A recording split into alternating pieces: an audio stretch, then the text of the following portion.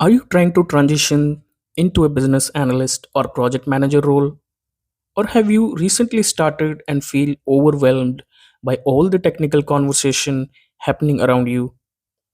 Maybe you have been in a meetings where developers are discussing things like Git, APIs, databases, normalization, or cloud services, and you're just sitting there trying to keep up. You nod along so it doesn't look awkward, but inside you, you are thinking, what are they even talking about? I hope nobody asked me a technical question. If you ever felt like that, you're not alone. Many people moving into a BA or PM role faces this exact challenge. In this video, I'm going to break down these technical concepts in simple practical way so you can finally understand what your technical team is talking about.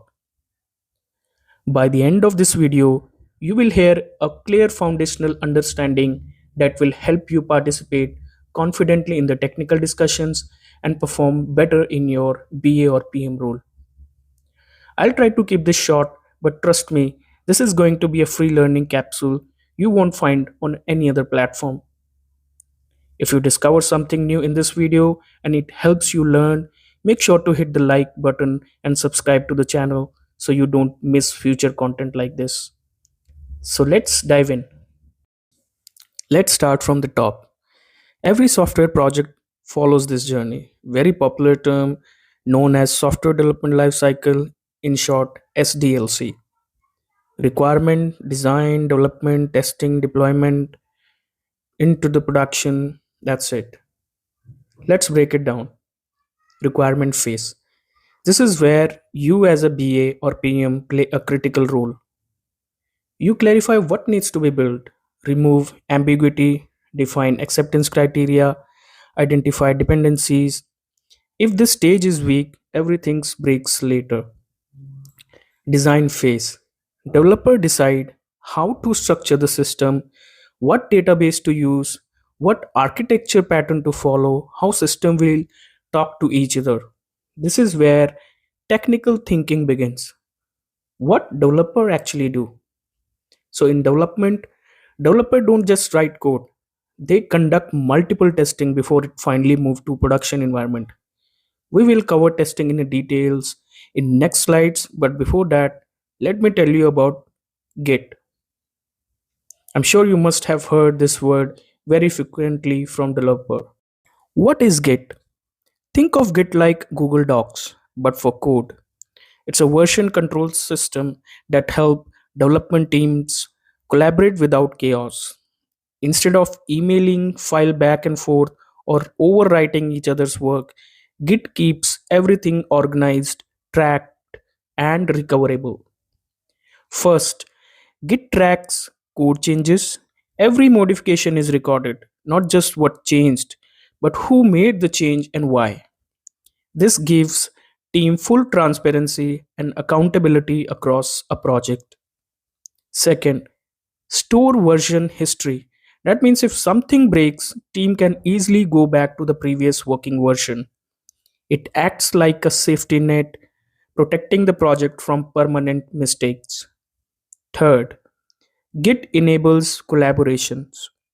Multiple developers can work on the same project at the same time without overwriting each other's work.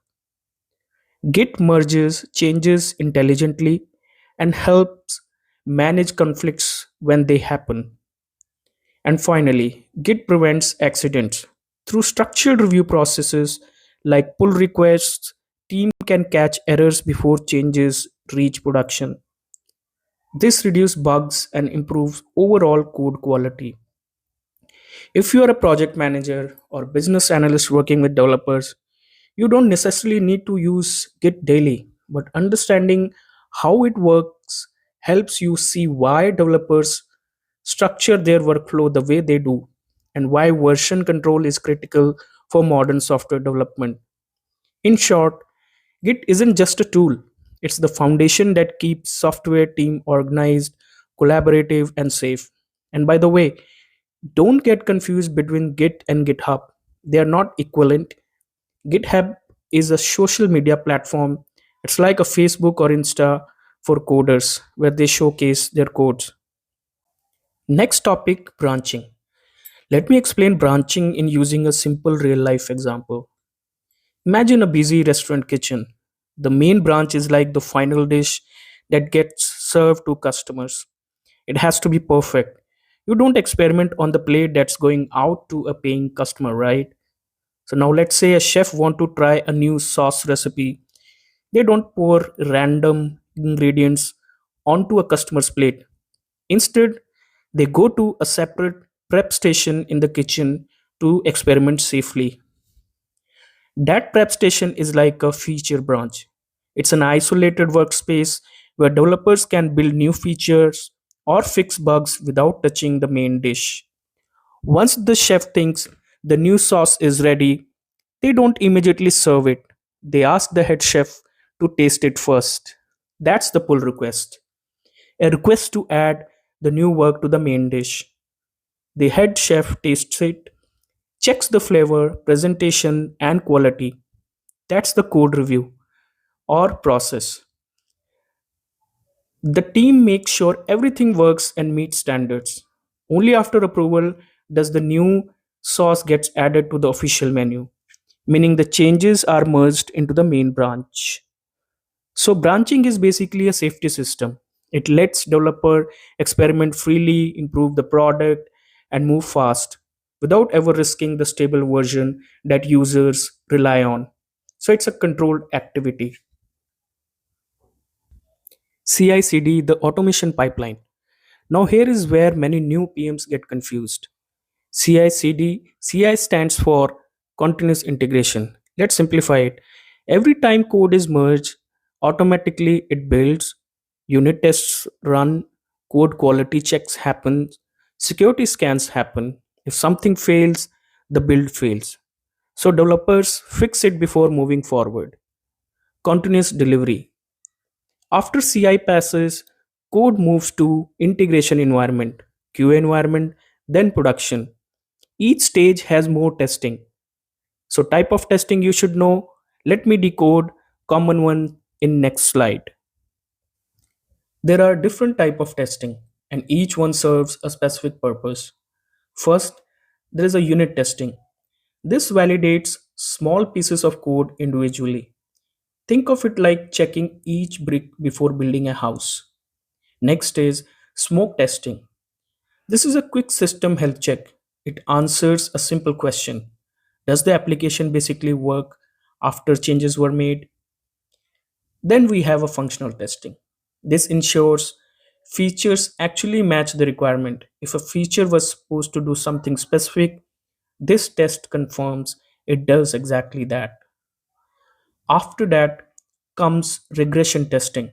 This makes sure that new update didn't accidentally break something that was already working. It protects past progress. There is also a load testing, which checks performance under traffic. Can your system handle real users at scale?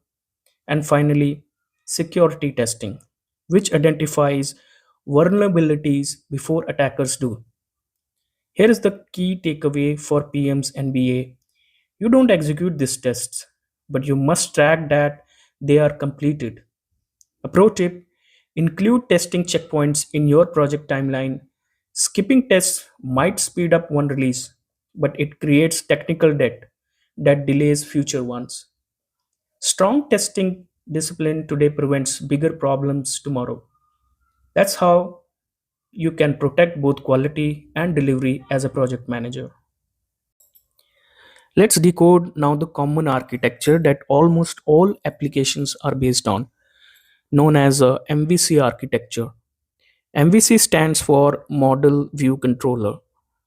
The view is what you see, the menu and the final dish served to you. If I talk about taking example of restaurant, and in software, this is the user interface. It's what the user interacts with on the screen. The model is the kitchen. It handles the data and business logic. It knows how to prepare the food, store ingredients, and manage recipes. In an application, the model manages data, rules, and database interactions. The controller is the waiter. It takes your order from the table, the view, and communicate it to the kitchen, the model. Then it brings the finished dish back to you. So here is how it works in an app. A user clicks a button on the screen, the controller receives the request, it asks the model to process or retrieve data. The model sends the result back and the view display it to the user. This separation makes application easier to manage. Designers can work on the view, developer can update business logic in the model, and system flow can be handled in the controller without everything getting mixed together. That's why MVC became one of the most widely used architecture in web and software development. Next topic, we have framework and library. Let me explain framework and library in very simple way. No technical jargon, just common sense. In software development, some coding standards remain the same no matter which company you join. For example, connecting to a database, sending emails, handling authentication, logging errors. Now imagine if every developer had to write this from scratch every single time. That would waste a lot of time, right? So instead of writing everything from scratch, developer use ready-made code packages. For example, a package that helps you connect to a database. That ready-made code package is called a library. So it's like you need a specific tool, you import the library, you use it, done. You are still in control. You decide when to use it, how to use it, where to use it. And what is a framework? Now, here comes the next level. Instead of using just one library, sometimes companies bundle many useful libraries together and define a proper structure around them. That structured package of multiple library is called a framework. A framework not only gives tools, it also gives rules. It says, follow this structure, write code this way, place files in this format. So if I talk about the simple difference between library and framework, library has a ready-made code packages, you call it, you control the flow. Frameworks, collections of library plus structure. It defines how your project should look. It controls the flow. Simply memory trick. Library is equal to tool, framework is equal to blueprint plus tool set. Now, why this matters to BA and PM? As a business analyst or project manager, if team uses a framework, development is faster, standards are maintained, onboarding new developer is easier. If team uses only libraries, then more flexibility but more responsibilities, more design decision required. So next time someone says we are using a framework, it means they are not starting from scratch, they are building on a structured foundation. And when someone says we are using a library, it means they are using ready made tools but still designing the structure themselves. Next is web services and API. I'm sure you have heard this term in the meetings and probably in the discussion with developers. So what is a web services? A web service is nothing but a program that allows two different systems to communicate with each other over the internet. For example, imagine one system is built in Java, another system is built in .NET. Now these two systems need to talk to each other. How will they communicate? That is through web services. And how do they communicate? They communicate using common formats like XML, JSON. Earlier, most web services used XML format. So when one system sends data, it sends in XML format and the other system understands it. Taking an example from the real world, suppose you search on a Google stock price of a company. When you see that stock price, it is coming from another system through a web service. One system is requesting, another system is responding. That's how web services work behind the scene. So difference between web services and web API. Now many people get confused between web services and web API. So let's simplify this. Traditional web services mostly use XML format. Web APIs are modern. They can use both XML and JSON. Today, most applications prefer JSON. Why? Because JSON is lighter and easier to use, especially with JavaScript based front end framework like React Angular. And communication layer between these two systems is called API, Application Programming Interface. Next topic is databases. A very important because data is at the heart of every application you will manage. There are two main database types: relational databases, SQL. Think of these as a highly organized filing cabinet. Everything has its place and there are strict rules about how data is stored. Example include MySQL, PostgreSQL, Oracle, and Microsoft SQL Server. When you need structured data with clear relationships like customer orders, employee records, or financial transactions, relational databases are your go to choice. No SQL databases. There are more like flexible storage spaces. They don't require anything to fit into neat tables and columns.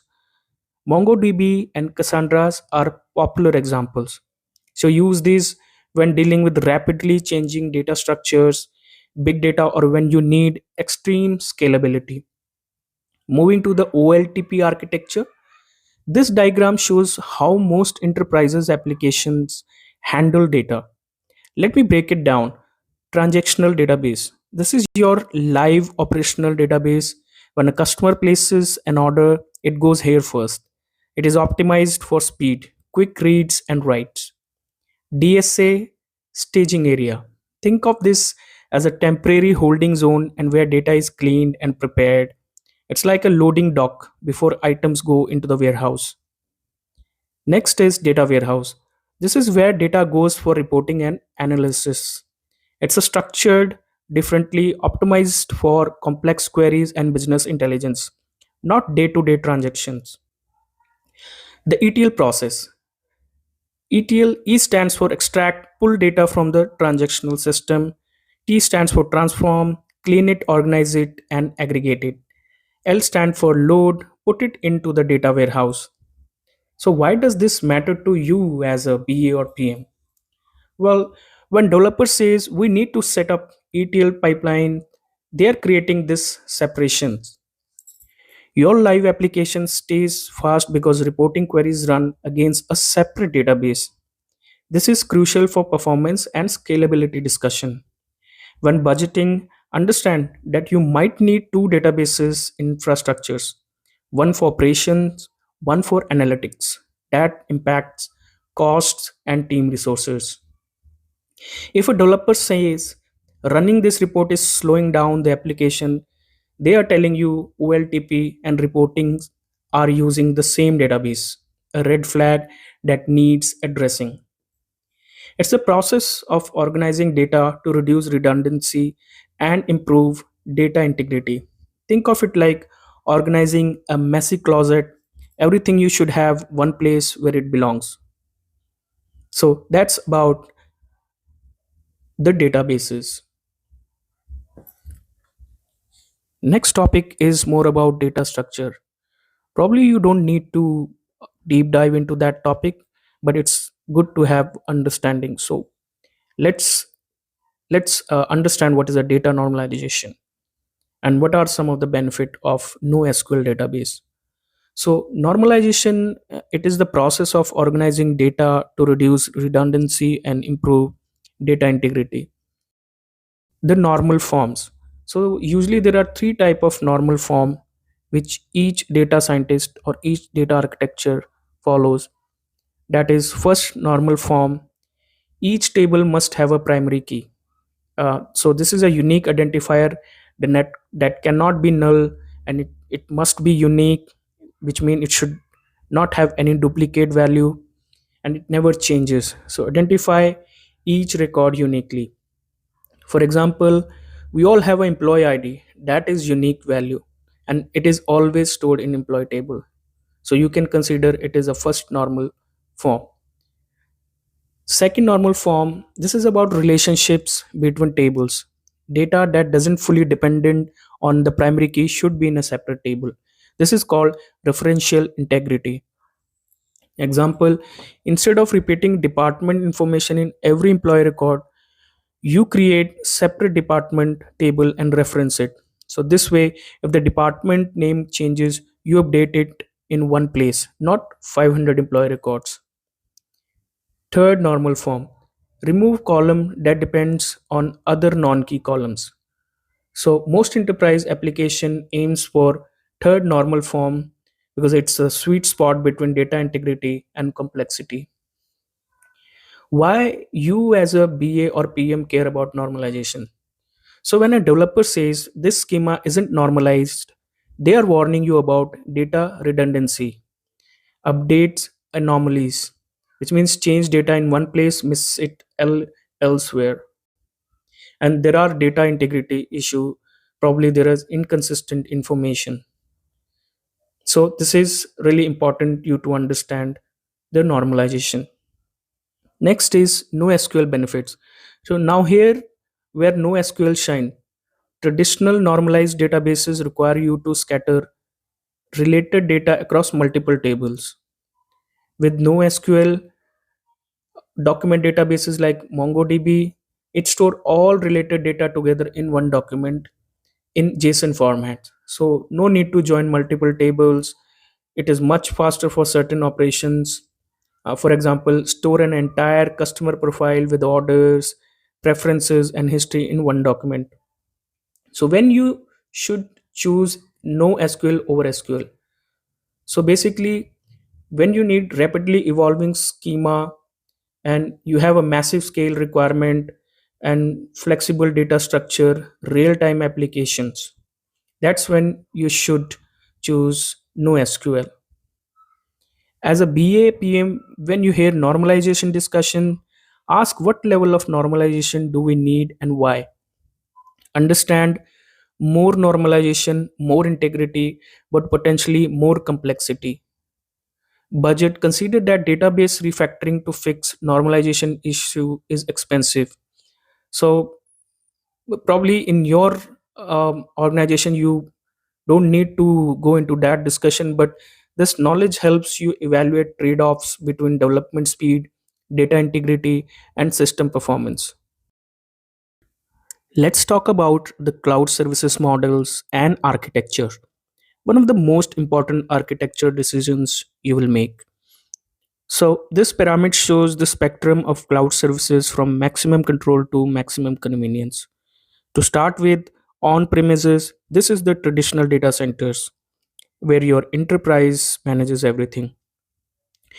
Your data center, your servers, your problem, which means having a maximum control, also maximum responsibilities, and with highest upfront capital costs. For example, your company's basement server room. Next is infra as a service. Your organization rent the hardware infra. For example, Azure virtual machines, Google Compute engines. Your enterprise manage operating system, database software, applications, and data. And cloud provider manages physical servers, storage, networking, and virtualization. Think of it like renting an apartment. The building is maintained, but you furnish and manage the interior. Next is platform as a service. Here you rent the platform to develop on. For example, Google App Engine and Azure App Services. Here you manage just your application code and data, and cloud provider manages runtime, middleware, databases, servers, storage, networking. So think of it like a serviced apartment, furniture included, you just bring your personal items. And it is best for developer who want to focus on coding, not on infrastructure. Moving to the software as services, SaaS. So here you use ready-made software, for example, Salesforce, Microsoft 365, Google Workspace, or Zoom. Here you manage your user configuration, your data within the app. and cloud provider manages everything else. So think of it like staying in a hotel, everything is provided and maintained, and it is best for business applications without custom development. Moving to the multi tier architecture. So every modern application has three layers: presentation layer, what users see, web pages, and mobile apps. And next is service layer, wherein business logic, where decisions are made. Application facade, it's a coordination between services. Data layer, database operation basically.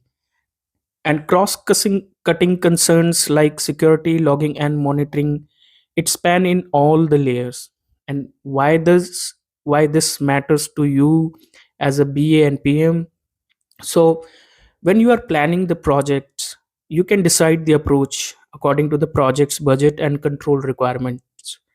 So in IAS, means infrastructure as a service, you will have more control, more complexity, but need DevOps engineers. And with PaaS, you can have a faster development, but will have a less control over infrastructure. And in SaaS, you have a fastest deployment, but least customization capabilities. And you can decide according to your project budget too. So on premises, it's going to be a high upfront capex but lower ongoing cost. On the other hand, with cloud, you will have a low upfront costs, ongoing OPEX, and in case you need to scale, you can do it easily and quickly. So, according to the cost model, there are different budget, and according to your cost and budget approval, you can choose the right fit for you. With this, we come to the end of the session. So, before your next dev meeting, review these slides, identify which concepts apply to your current project, and prepare questions using proper terminologies. And during meetings, listen for these terms, ask clarifying questions. Are we using SQL or non SQL? What's the rationale behind choosing it? And take notes on why technical decisions are made. And after the meeting, you can document architectural decisions, understand how they impact timeline, budgets, and team needs, and also communicate trade-offs to stakeholder in business term. Remember, you are not expected to code, you are expected to understand what's being built. Understanding why certain approaches are chosen makes you invaluable. You are the bridge between technical teams and business stakeholders. The best BAs and PMs don't just manage tasks, they understand the technical landscape well enough to ask the right questions, challenge assumption when needed, make informed trade-off decision, communicate technical concepts to non-technical stakeholders, and anticipate risk and dependencies. My final thoughts are: technology changes rapidly, but these fundamental concepts remain relevant. Keep learning, stay curious, and never be afraid to ask, can you explain that in simple terms? So, thank you for your attention. I hope this video enhanced your insights and you are now ready to lead confidently those technical discussions. Please do like and subscribe my channel for more such content.